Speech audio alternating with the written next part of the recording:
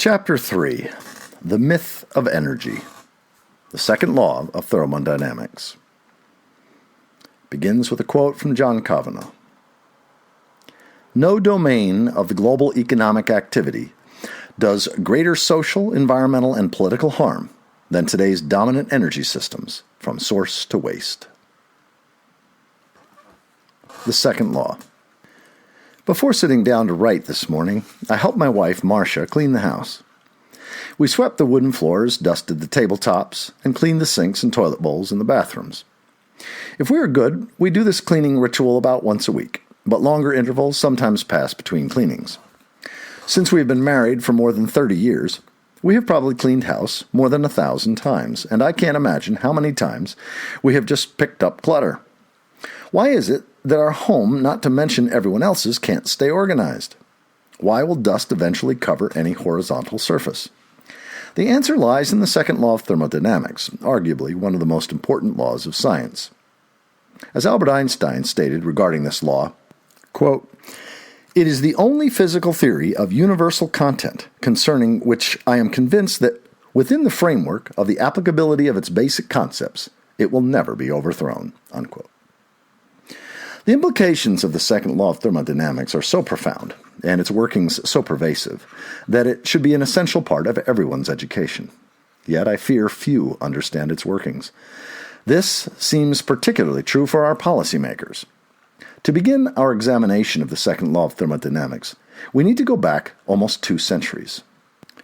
While studying steam engine efficiency in 1824, the French scientist Sadi Carnot noticed that heat always flowed from hotter to colder bodies.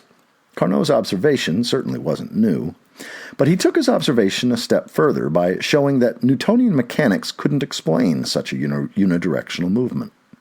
The result of his work launched a new branch of physics known as thermodynamics. By 1865, the German physicist Rudolf Clausius had drafted the first and second laws of this young science. The first law of thermodynamics, also known as the law of conservation of energy, simply states that energy can neither be created nor destroyed. This means that the amount of energy in the universe today is exactly what it was 13 billion years ago, just after the Big Bang. This is a powerful concept, but from a practical standpoint, it's the second law of thermodynamics that is the most important to us. The second law, also known as the law of entropy, states that although energy can't be created or destroyed, it can be transferred from one form to another. As I type, some of the electrical energy that runs my computer originally came from the decay of uranium atoms within the Vermont Yankee nuclear power plant. As a uranium atom breaks apart, a minute amount of the mass of its nucleus is transformed into heat energy. The heat energy is used to produce steam. The steam then turns electric turbines, this transformation producing kinetic energy, the energy of motion. The kinetic energy of the rotating turbines is then transformed into electrical energy. The electrical energy enters my computer and is transformed into light and the words that appear on my screen, finally being transformed into heat that dissipates into my room. Throughout all these transformations, no new energy has been created and none has been destroyed. But the transformation of energy from one state to another is not the critical aspect of the second law. The critical point is that though energy can be transformed, no transformation is 100% efficient. This means that within the system, where the transformation occurs, some of the energy is lost from that system during the transformation. The energy isn't destroyed, it simply leaves the system in which the transformation takes place. As we shall see, the concept of nested systems becomes important here, because energy lost from one system during a transformation simply dissipates into the larger system around it. A car offers another example of the second law. The intent of a car is to transform potential chemical energy, stored in the bonds of gasoline molecules, into motion. But this transformation is only about 30% efficient. During the transformation, most of the energy is lost from the car as heat and drifts off into the air. The loss of energy from a system when energy is being transformed may not at first seem important, but its implications are striking because the loss of energy from a system results in entropy. Entropy. Entropy is a process where things naturally move from a state of order toward disorder, like our homes that we continually need to clean. The problem with order and disorder is that these are subjective terms. One person's view of order can be quite different from another's. A more objective way to describe entropy is as a process in which things move from a state of complexity toward simplicity, or from concentration toward diffusion. In the universe at large, as time advances, things are becoming more diffused. This is most easily grasped by visualizing the concentrated energy in stars constantly diffusing into space as light and heat, or the galaxies drifting apart as the universe expands. To reverse entropy and create concentrations of energy or materials, or to build complexity, means that energy has to be added to a system and stored within it. The logs that I burn in my wood stove were created from simple molecules, water and carbon dioxide, that were concentrated and bonded together with light energy through the process of photosynthesis to create wood, a far more complex material than the simple molecules from which it was created. So whenever energy is stored within a system, it is stored in ways that increase the system's complexity or concentration of materials. However, whenever energy is lost from a system through transformations, the result is entropy, simplification, and diffusion.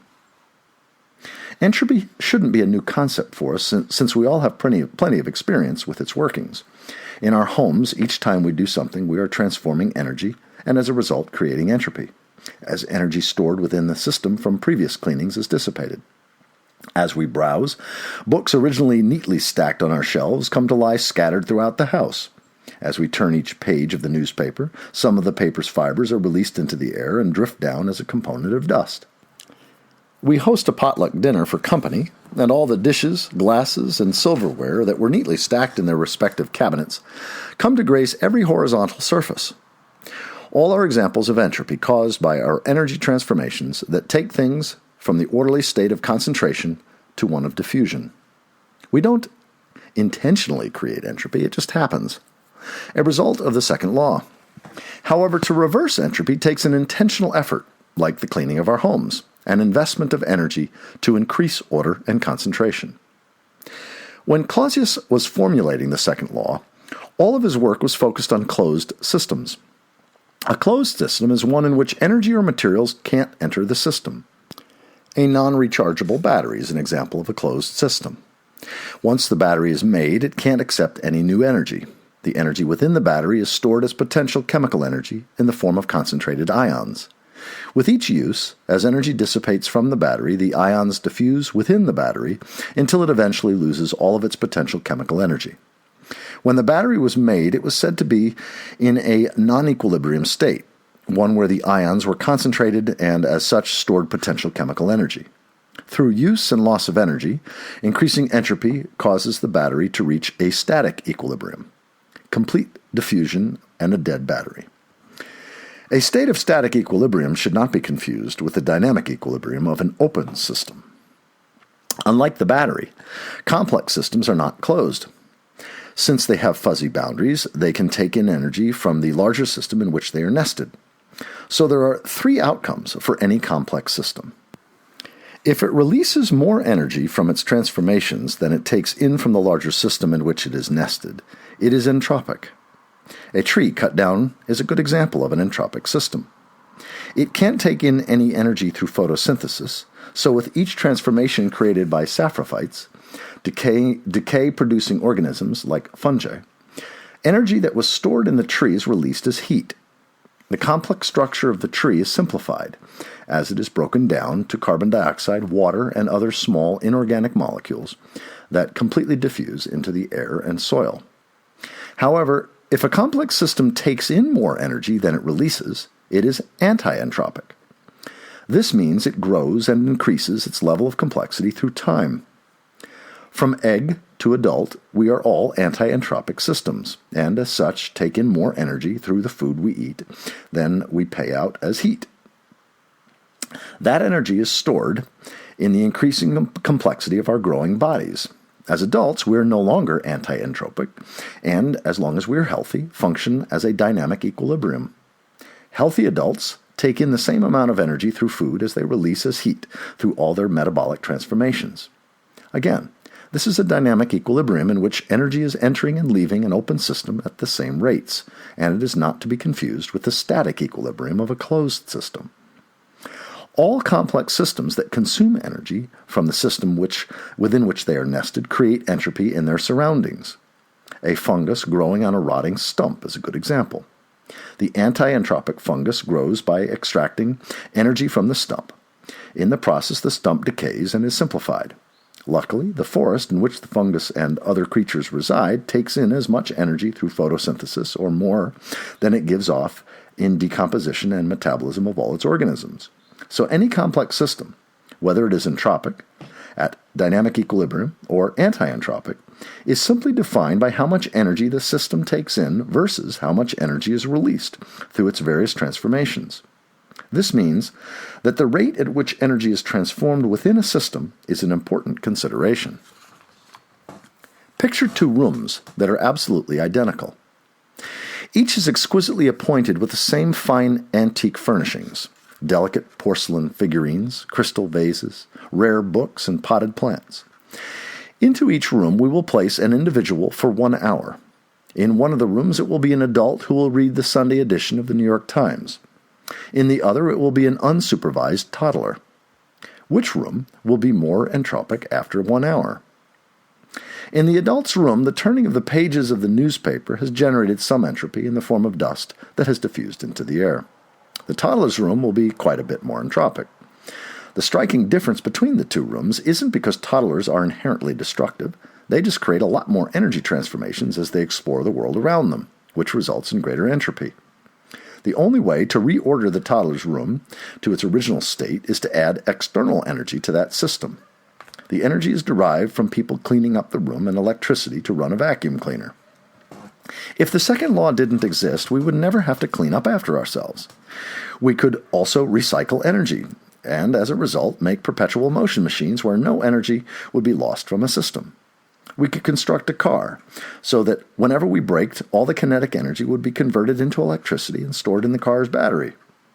If there were no losses from any of the transformations in the operation of the car, we would only need to charge the car's battery once and then simply recycle the energy. But in reality, this is not possible. Energy can't be recycled. Due to friction in the motor, in the brakes, in the tires on the road, and in the atmosphere against the moving car, energy will be continually lost from the car as heat. Because of the second law of thermodynamics, there is no free ride. We will always pay in entropy for any transformation we create. The only way to reverse entropy is to constantly bring in new energy from outside the system to replace the energy lost through transformations. All the complex systems that we can observe in the natural world, as they grow and develop, take in more energy than they release, and are therefore anti-entropic. But at maturity they become dynamic equilibrium systems in which growth stops, and then at some point becomes entropic, finally ceasing to exist. All organisms do this as they grow, mature, and die. Even ecosystems do this. Imagine a clear cut, and all the energy transformations involved in cutting, limbing, and hauling away the logs. The site is left in a highly entropic state, but allowed to grow back to forest. First, herbaceous plants cover the ground, to be followed by shrubs. In times, trees invade the site, and after a number of decades, a young forest is established. If this forest does not experience another disturbance, after many centuries it will become a mature, old-growth system at dynamic equilibrium. To accomplish this, external energy had to be added to the developing forest. That energy was sunlight, captured through a process of photosynthesis and stored in the increasing complexity of the forest's biomass. Up until the time the forest reaches its old-growth stage, it is an anti-entropic state, storing energy and using it to increase its complexity. Into the forest.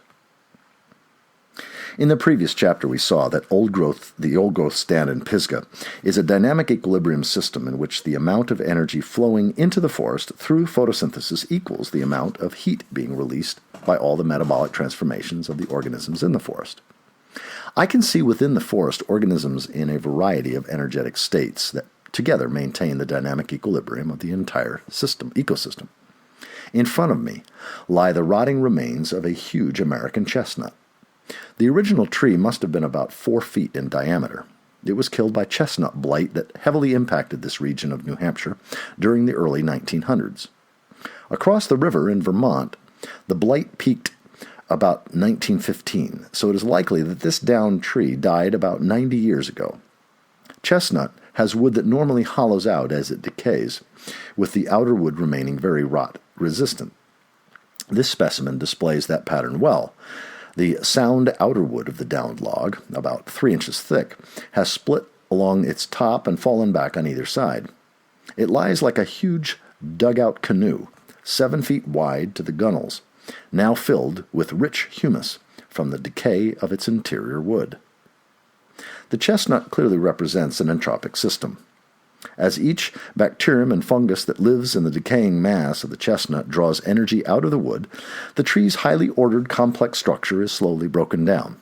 First, the complex molecules within the cells are broken down, then the lignin between the cell walls, resulting in the wood crumbling into brown blocks of material, and then into material completely unrecognizable as wood. In another century, nothing of this tree will be left. It will be reduced to the simple molecules of carbon dioxide, water, nitrogen gas, and other simple inorganic molecules that will disperse into the atmosphere and soil. All the tree's stored energy will be dissipated as heat to space. Yet this entropic process of decay is essential for the health of the entire forest. It recycles the nutrients of a forest to fuel the growth of replacement trees and other organisms. Without decay, all the nutrients would be locked into dead tissues. The forest would soon experience nutrient starvation and cease to exist. Next to the downed chestnut is a young sugar maple sapling about 10 feet tall. I can see from the shiny brown color of its upmost branches that this tree grew about 6 inches in height last year. As a growing tree, it represents an anti-entropic system. It is taking in more energy through photosynthesis than it is paying out in metabolic heat. That extra energy can be seen as growth. It is quite likely that many of the simple molecules once lodged in the old chestnut will become incorporated into complex molecules in the growing maple. Like many of the big hemlocks around me, this young tree may make it to old growth status.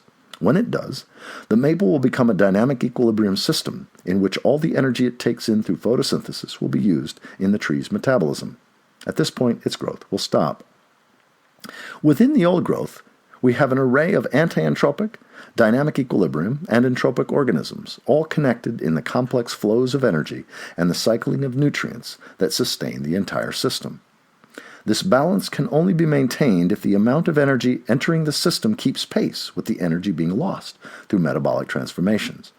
However, no forest is immune to disturbance, and eventually this old-growth forest will experience a catastrophic disturbance, entropy, and the entire process will start afresh.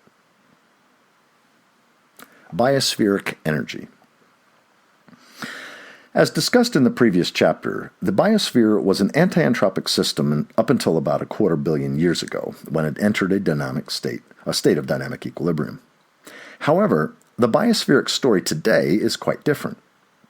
Since the 19th century, the increasing use of energy by humans, particularly fossil fuels, has pushed the biosphere out of its dynamic equilibrium state into one that is increasingly more entropic.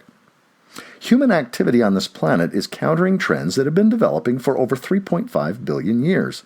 For the first time in Earth's history, a single species is responsible for the entropic degradation of the biosphere by releasing more energy through transformations than is being replaced by global photosynthesis.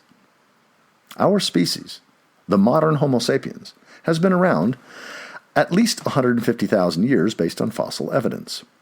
By 10,000 years ago, it was estimated that the global population of humans was possibly 10 million, existing in small hunter-gatherer clan groups.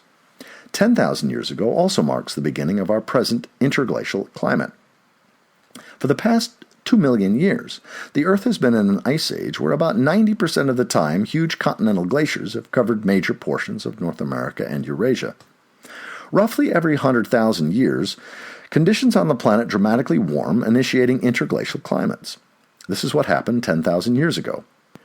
With the interglacial climate came longer growing seasons and greater precipitation on continental land masses. These two changes brought forth conditions that ushered in a new form of human culture, agriculture. With the advent of agriculture and the improvements in agricultural technologies, global human populations grew steadily for thousands of years. Then, with the onset of industrialization and the harnessing of coal energy in the late 18th century, we reached a global population of 1 billion people around 1860. A few decades later, with new medical technologies, particularly germ theory and the development of antibiotics, infant mortality was greatly reduced and people started living longer.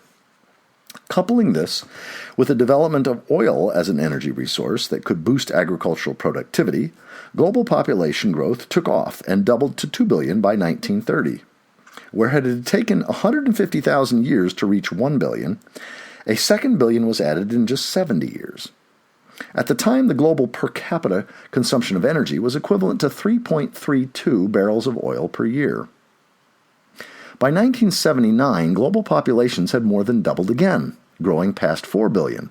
The global per capita consumption of energy had risen to 11.15 barrels of oil per year. This means that in the span of half a century, our collective transformations of energy and associated entropy increased sevenfold, a rate that simply isn't sustainable. In fact, 1979 marks the highest level of global per capita energy consumption. Since that time, per capita consumption has fallen, as the development of new energy sources has been outpaced by a global population that now stands at 7 billion.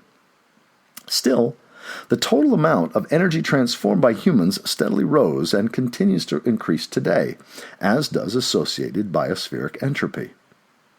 Every environmental problem we witness today is the result of entropy within the biosphere. Every environmental problem we witness today is the result of entropy within the biosphere. If there is a foundation on which all environmental degradation rests, it is entropy generated by the ever-increasing transformation of energy by humans. The loss of natural forest cover, or its replacement with monocrop plantations, results in simplification of ecosystems, entropy. The conversion of semi-arid woodlands to desert through overexploitation results in ecosystem simplification, entropy. The erosion of topsoil results in diffusion of nutrients, entropy. The eutrophication of aquatic and marine environments from the diffusion of nutrients results in decreased biotic diversity and ecosystem simplification, entropy. The depletion of the world's fisheries results in ecosystem simplification, entropy. The loss of coral reefs and boreal forests due to the warming of oceans and polar climates results in ecosystem simplification, entropy. The loss in global biodiversity results in simplification, entropy. Global climate change, due to the buildup of carbon dioxide in the atmosphere from the burning of fossil fuels, is a process of diffusion of carbon, entropy. Think of any environmental problem, and you will see it as a process where complex systems are being simplified or concentrated materials are being diffused. Global climate change. This last environmental problem mentioned above, global climate change, is perhaps the most serious. Global climate change is the preferred scientific designation for global warming. Yes, the biosphere is heating up, but many residents of the planet are not necessarily experiencing hotter climates. What most people experience are weather patterns that are becoming increasingly more erratic and weather swings that are more dramatic. There's no longer a debate in the scientific community about global climate change. The evidence from warming oceans and the associated expansion of the water column that is pushing ocean levels higher, the die-off of coral reefs due to the warmer waters, the melting of glacial ice worldwide, boreal and polar regions witnessing intense warming, the increase of dramatic weather events in the form of heat waves, violent storms, floods, and droughts, along with a warming atmosphere, all confirm climate change. The debate about global climate change is no longer centered on whether it is happening or if humans are responsible. We know that it is happening and that our actions are an important cause of it. The debate has now turned to what will be the degree and nature of global climate change through the 21st century. A Swiss report noted that in 2003, disasters in the form of droughts, flood, and violent storms cost $70 billion, and that the costs from similar weather events are predicted to more than double during the next 10 years. This now seems like a very conservative estimate, with the expected costs related to Hurricane Katrina alone topping $200 billion.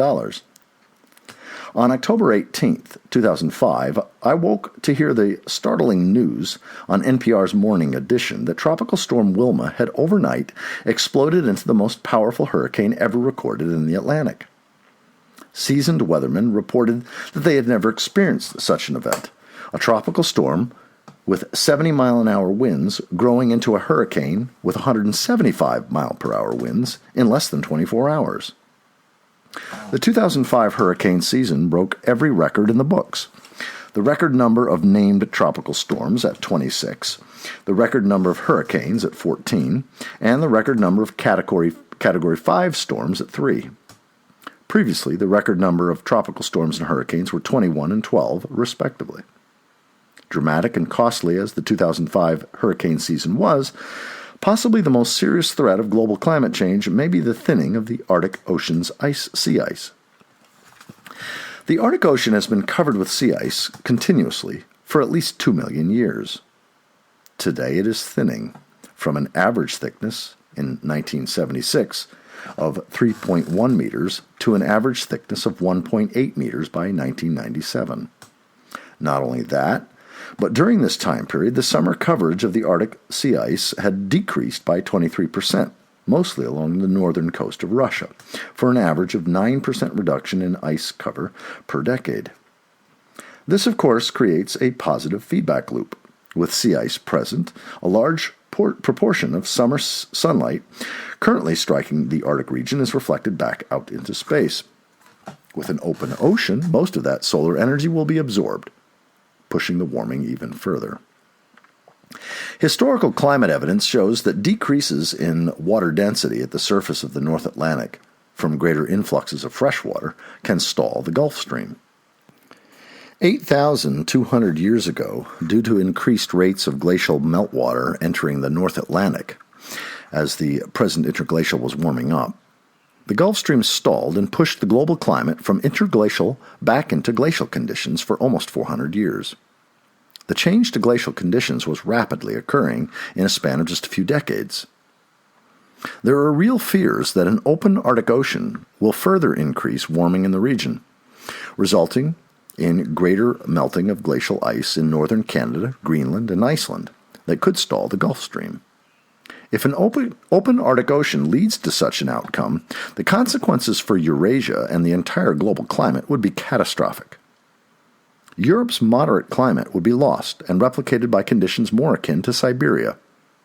The Earth would most likely once again enter another 100,000-year-long glaciation. This wouldn't mean that we would see huge continental ice sheets marching southward. That would take thousands of years. But it would mean that growing seasons and would decrease worldwide, as would precipitation over land. The result would be dramatic reductions in global food production. Editor's note, Michael Dowd speaking, that the evidence I've seen suggests that that's now impossible with parts per million of carbon dioxide over 400 parts per million. It needs to be below 300 parts per million for glaciers to even begin. Deluge and drought. Extremes would be a good word to summarize the weather that the United States experienced in 2011. In Vermont, where I live, we had 3 record-breaking situations, 2 floods, and 1 October snowstorm that were at least 250-year events, all within a 6-month time frame. Nationally, a similar pattern took hold. Starting April 4th and ending May 27th, the Midwest, the Southeast, and to a lesser extent the Northeast were racked by 5-year periods of major tornado swarms, costing an estimated $23 billion in property damage and causing over 220 fatalities. In this context, a look at the Tornado Histories Project's website is sobering. Having recorded tornadoes in the United States since 1950, the site has cataloged every one that has struck this country, thereby enabling visitors to calculate the annual average number of tornadoes by decade. This is what I found. In the 1950s, the average number of tornadoes per year in the United States was 480. In the 1960s, the average rose to 681. The 1970s witnessed a rise to an average of 858. In the 1980s, the average declined a bit to 816. Things really began to change when global temperatures started to increase more rapidly. The average for the 1990s was 1,214, and for the 2000s, 1,273. The average for 2010 and 2011 was 1,487 tornadoes a year. That's a greater than threefold increase in tornadoes in just 60 years. At this time, analysis by climatologists suggests that the data are not robust enough to indicate a significant change in tornado frequency. Possibly, the numerical shift is due to an ever-increasing ability to detect tornadoes. Yet, as the atmosphere becomes more energized and storms grow larger, it would seem probable that tornado frequency and strength should increase. If the globe continues to heat up, adding more energy to the atmosphere, what will the tornado season be like in another 60 years? What will the cost in property damage and human suffering be? Along with the tornadoes, in 2011, a major flood season was also taking hold in the United States. That spring, Lake Champlain reached the highest flood level ever recorded and stayed that way for several weeks. That was followed by record flooding in the Mississippi River from the Tennessee southward, forcing an inundation of millions of acres of farmland to save cities. Then it was the Missouri River that reached record flood levels, followed by Irene, which ravaged the northeastern states with record flood damage. All told, the property damage from these floods reached over $13 billion. In the lower Midwest and Southwest, a much different pattern was in place. A gripping heat wave and drought crippled Oklahoma, Texas, New Mexico, and Arizona. There were stretches of record-breaking 100-plus degree days that lasted for weeks. As forage failed and water became scarce, ranchers had to sell off their lands. The drought also brought record numbers of wildfires to the Southwest. With the coming of 2012, hot, dry conditions expanded throughout the middle and western states, placing more than half the country in moderate to extreme drought, with another summer of record-setting heat spells. These also spawned the second most active wildfire season ever, with over 8.80 million acres burned as of the end of September. A further long-range impact of droughts, which are expected to increase in the United States, is the drying up of the aquifers. The Ogallala Aquifer, which underlies 8 Midwestern states and provides irrigation water for over 25% of America's farmland, is expected to decline, with portions completely running dry in the next 20 years. It is October 30th, 2012, as I work on the revisions for the second edition of The Myth of Progress. Last year on this day, I exhausted myself staying up all night to help bail out my daughter Kelsey's basement in Sherburne Falls, Massachusetts. The evening before, she had lost power during an unprecedented late October snowstorm that caused her sump pump to fail. That October 29, 2011 storm ravaged Connecticut, southern New York, and New Jersey, causing widespread power outages. Remarkably, 1 year to the day later, Hurricane Sandy, the largest storm ever witnessed by meteorologists in the United States, knocked out power to over 8 million people, leaving many living in those identical states. Meanwhile, the southern Appalachians are in the midst of a blizzard as I write. As uncanny as the late October snowstorm of 2011 was, the late October blizzard of 2012, stretching from Maryland to Tennessee, was almost incomprehensible.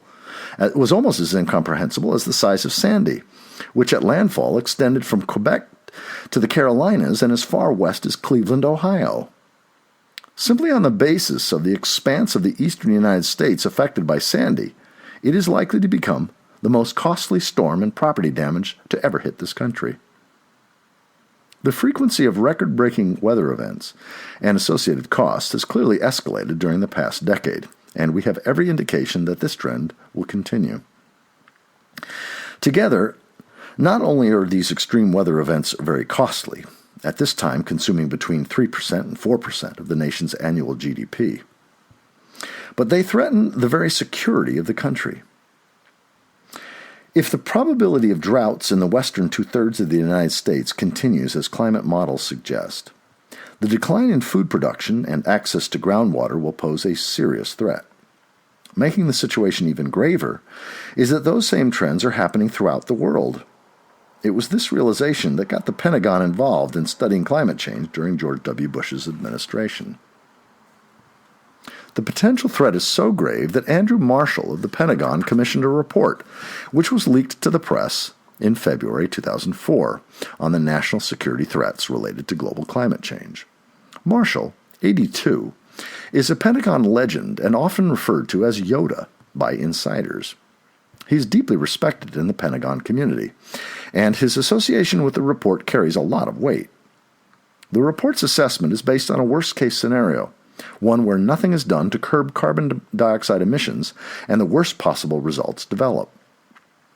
Under such a scenario, the current national security threat from terrorism would look like child's play in comparison. The report states, quote, "Disruption and conflict will be endemic features of life. Once again, warfare would define human life," unquote. Global conflicts would be fueled by competition for depleting water and food resources, brought on by climate change and associated extreme weather events. The have-nots would be forced into aggressive actions in attempts to secure these necessities of life. Famine would decimate populations in the subtropics and densely populated countries like China and India. The global economy would most likely unravel, and the United States would take on a fortress mentality. The threat of nuclear conflict would be grave. Such a report coming out of the Pentagon sends a powerful message.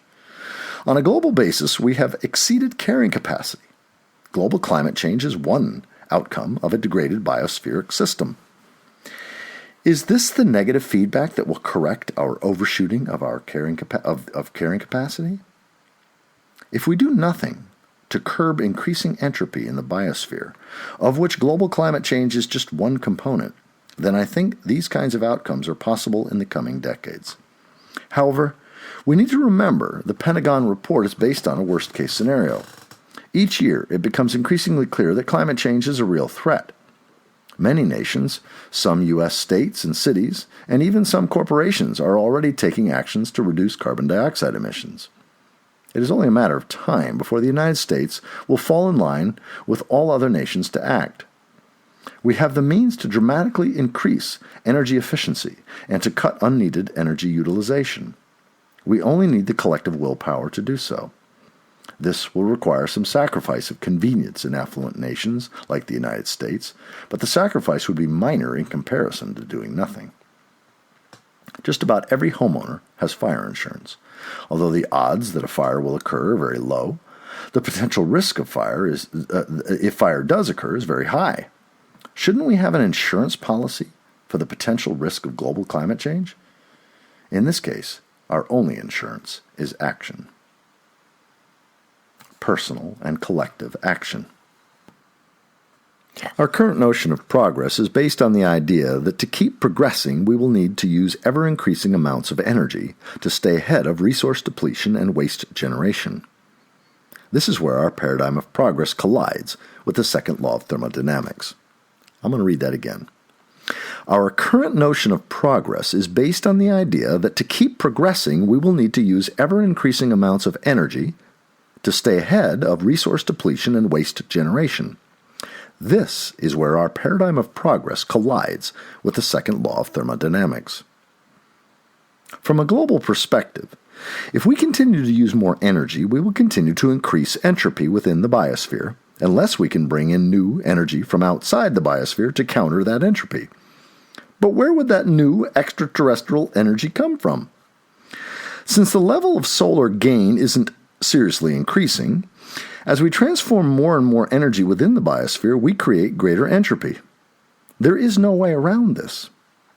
To replace ecosystem functions comprised by entropy, water purification, for example, means consuming even more energy, resulting in further entropy. This becomes a positive feedback loop that just makes things worse. We can't progress under a scenario that produces more entropy in an attempt to fix entropic problems. We can't progress under a scenario that produces more entropy in an attempt to fix entropic problems. The second law dictates that our current march toward progress will eventually collapse under its own entropic weight. Our only solution to counter increasing biospheric entropy is to reduce global energy consumption. Renewable energy resources can definitely help, since they create a lot less entropy than non-renewable forms of energy. But they have some entropic costs too. How much entropy results from the mining, refining, and shipping of materials to build solar collectors, electrical wires, and batteries? How much then results from the manufacture of these things, packing them for transport, the shipping to distribution centers, and finally to stores? Within each of these activities are numerous energy transformations. The wisest approach is to conserve energy as much as possible through the development of our most efficient technologies and to reduce and eventually cease frivolous, unneeded energy consumption.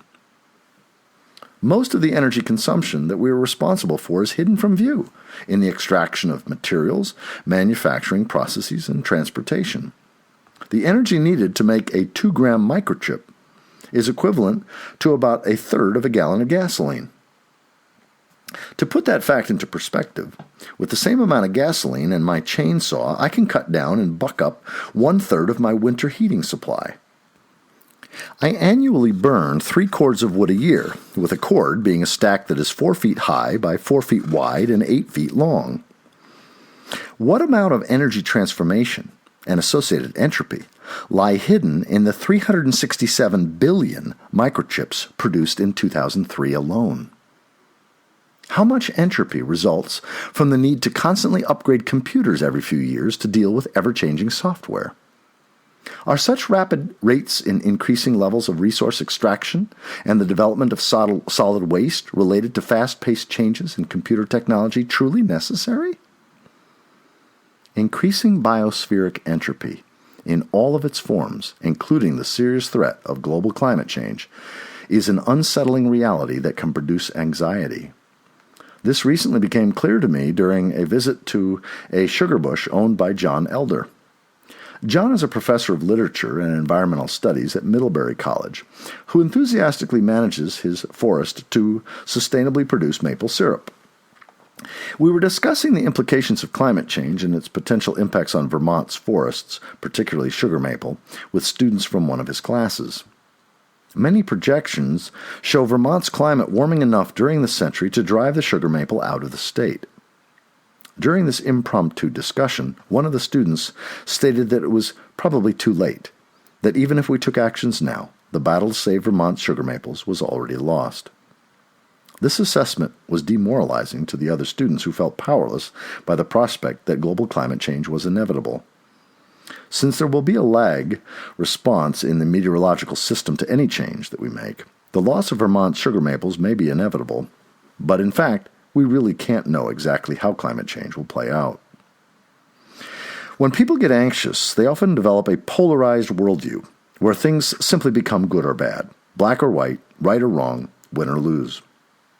For anyone who adopts this view, loss takes on the sense that it's all over, even before we really know what any outcome will be. However, in a complex system, such simple polar notions don't capture the true reality of a situation. In terms of biospheric entropy, we are on a continuum. At one end is maximal environmental quality and human well-being. On the other end is serious environmental degradation and human suffering, perhaps even extinction. Right now, we're moving toward increased global environmental degradation. But we will not be able to continue in this direction forever. At some point, there will be a turnaround, and we will start to move back toward global environmental quality. The critical point isn't if we are winning or losing, but where will we be on the continuum when that turnaround occurs? The farther we find ourselves from ultimate environmental degradation when things turn around, the better off we and all the biota of this planet will be. This becomes the task for anyone interested in environmental quality, to slow our current movements down the continuum. In this light, every action we take in this regard is a victory. One way to confirm this is to consider what the world would be like today if no environmental battles had ever been fought during the last 4 decades. In the United States, there would be no Clean Air Act, no Clean Water Act, no Wetlands Protection Act, no safeguards over the production and release of toxic chemicals, and globally no ban on the production of ozone depletion chemicals such as chlorofluorocarbons. I can assure you we'd be much further down the continuum today, and there would be a lot more human suffering because of it. Even an environmental battle that is lost after 20 years of hard work has been a victory for stalling the movement along the continuum. All right, so this is a really important paragraph. It's a long paragraph. I'm going to read it again. In terms of biospheric entropy, we are on a continuum. Let me back up. This is in the context. When people get anxious, they often develop a polarized worldview where things are simply good or bad, black or white, right or wrong, win or lose. For anyone who adopts this view, loss takes on the sense that it's all over, even before we really know what any outcome will be. However, in a complex system, such simple polar notions don't capture the true reality of the situation. In terms of biospheric entropy, we're on a continuum. At one end is maximal environmental quality and human well-being. On the other end is serious environmental degradation and human suffering, possibly extinction. Right now, we are moving toward increasing global environmental degradation. But we will not be able to continue in this direction forever. At some point, there will be a turnaround, and we will start moving back toward global environmental quality. The critical point isn't if we are winning or losing, but where will we be on the continuum when that turnaround occurs? The further we find ourselves from ultimate environmental degradation when things turn around, the better off we and all the biota of this planet will be. This becomes the task for anyone interested in environmental quality, to slow our current movement down the continuum. In this light, every action we take in this regard is a victory. One way to confirm this is to consider what the world would be like today if no environmental battles had ever been fought during the last 4 decades. In the United States, there would be no Clean Air Act, no Clean Water Act, no wetlands protection laws, no safeguards over the production and release of toxic chemicals, and globally no ban on the production of ozone-depleting chemicals such as chlorofluorocarbons. I can assure you that we'd be much further down the continuum today, and there would be a lot more human suffering because of it. Even an environmental battle that is lost after 20 years of hard work has been a victory for stalling the movement along the continuum. There is always time for important action, because any decrease in entropy will also decrease the scale of its impacts. Our task is to seriously decrease our collective consumption of energy. This is particularly true for those of us in the United States, where we consume more energy per capita than any other nation in the world. The average American uses 7 times more energy per year than the average global citizen, creating 7 times more entropy, a lot of it in gas-guzzling sports utility vehicles. In our personal lives, we can make a difference. The more that people dedicate themselves to this task, the greater the difference. We don't need to wait for directions from our leaders. We can do it on our own. In 2003, the Congress voted down a bill to increase fuel efficiency standards for cars made in the United States. Such a bill isn't needed if all people decide on their own to buy fuel-efficient cars. However, legislation can enhance rates of social change. Large-scale change in complex systems never comes from the top down. It always bubbles up from the bottom. That means that large-scale social, political, and economic change comes from the citizenry, whose elected officials will follow when its collective voice becomes loud enough. There are so many environmental problems today that to figure out ways to address them in one's personal life can quickly become overwhelming. Many people want to do the right thing but become paralyzed under the complexity and enormity of it all. This is where the second law can be of great help. It is the foundation on which all environmental problems rest. Whatever you are trying to do to make right environmental decisions, just contemplate which actions will generate the least amount of energy transformations. That will almost always be your right choice. Whenever you are trying to make right environmental decisions, just contemplate which action will generate the least amount of energy transformations. That will almost always be your right choice. For example, let's say that you have the choice of buying tomatoes at a large national supermarket chain or from a local organic grower. The tomato from the supermarket was mostly likely grown in California, Florida, or Mexico, with lots of fertilizers and pesticides, both of which require a lot of energy consumption to produce. This tomato crop also consumed a lot of diesel fuel to run large farm equipment that tended the crop. The tomatoes were harvested and wrapped in plastic containers and other energy-costly activity. Then they were shipped by truck across the country using a gallon of diesel fuel for every few miles traveled. The cost in energy and entropy for the production of those tomatoes is huge in comparison to the local organic grower who doesn't use synthetic fertilizers or pesticides. She also most likely tends her tomato crop without farm machinery once the soil has been turned and the seedlings planted. And then there are also no energy costs for packaging and shipping. Not only that, the organic tomato will be fresh, juicy, tasty, and far more nutritious than the store-bought tomato that has traveled so far. In this case, the correct environmental practice is to buy the locally grown organic tomato. Its price will be higher, but the added price is worth it due to the tomato's better quality taste and the low entropic cost of its production. Also, if we weren't subsidizing the supermarket tomatoes by passing off the entropic costs of their production to the public and future generations, its price would actually be many times greater than that of the organic tomato. If the price of all products truly reflected the cost in energy consumption related to their production and shipping, energy-efficient products would have the lowest prices, and a market system would naturally push for energy efficiency. I'm going to read that sentence again. If the price of all products truly reflected the cost in energy consumption related to their production and shipping, energy-efficient products would have the lowest prices, and a market system would naturally push for energy efficiency. Such a system, this is what Michael Dowd's calling systemic piety. Such a system would require institutional and governmental policy changes, and religion to push it. Those changes would result when the collective voice of citizens pushed for an economic system that fosters environmental and social equality. That collective voice would become possible if our society underwent a paradigm shift, i.e. a religious conversion. I'm adding some of this language. Due to bifurcation events, large-scale change happens quickly in a complex system. In this regard, paradigmatic shifts can race through a culture.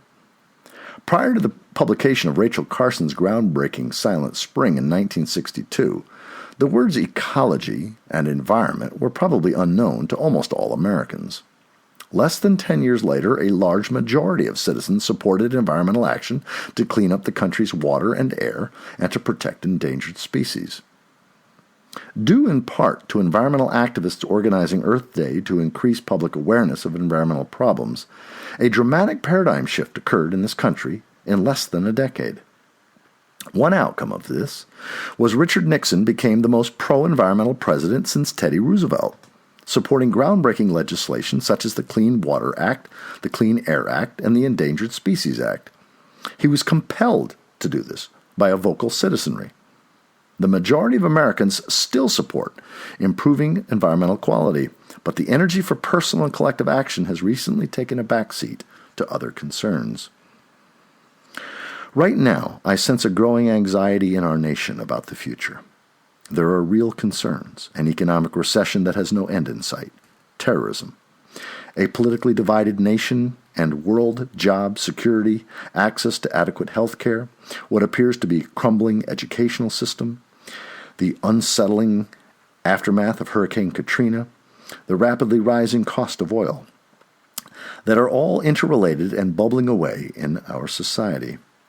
They may collectively bring about a dramatic shift in our cultural paradigm, a shift that may portray our current path to progress as being fatally flawed. Such a change would happen quickly. I am hopeful that if it occurs, a new paradigm will develop in our culture in which we will view ourselves as truly being a part of the biosphere, inextricably linked to it, and absolutely dependent on it for our collective well-being. At the very heart of this new worldview would reside a true appreciation for the second law of thermodynamics and an economic system that vigorously fosters energy conservation and efficiency.